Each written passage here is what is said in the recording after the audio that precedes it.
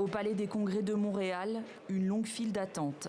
Hier, des dizaines de milliers de Français du Canada ont dû s'armer de patience pour venir déposer leur bulletin dans l'urne. À voter, merci. Il faut quand même décider de quelle direction le pays va prendre. Même si on n'y vit pas, ces mesures vont avoir une grande influence. Les élections françaises sont en fait plus grandes que la France en réalité, selon moi. La France a un rayonnement international qui dépasse ses frontières. Peser sur l'avenir du pays, même de loin, au même moment à New York. C'est important, ça me donne l'impression d'avoir fait ce que je devais faire pour la France, pour les gens qui vivent en France. On se sent un peu comme en France, hein, on retrouve les mêmes enveloppes bleues, la même ambiance.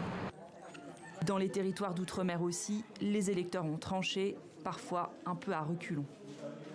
C'est compliqué. Voilà, on vote un petit peu à reculons pour le deuxième tour. Il faut dire ce qu'il est. Mais malheureusement, le premier tour n'a pas donné exactement ce que je voulais. Un rendez-vous électoral honoré ce samedi jusqu'en Nouvelle-Calédonie.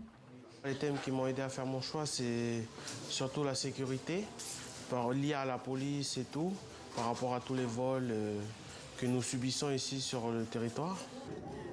À Hong Kong, ils sont nombreux à être passés par l'isoloir dès ce dimanche.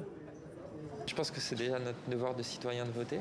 On a la chance d'être français et de pouvoir voter.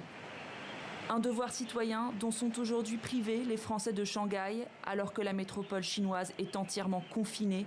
Comme au premier tour, ils ne pourront pas se déplacer jusqu'à l'isoloir.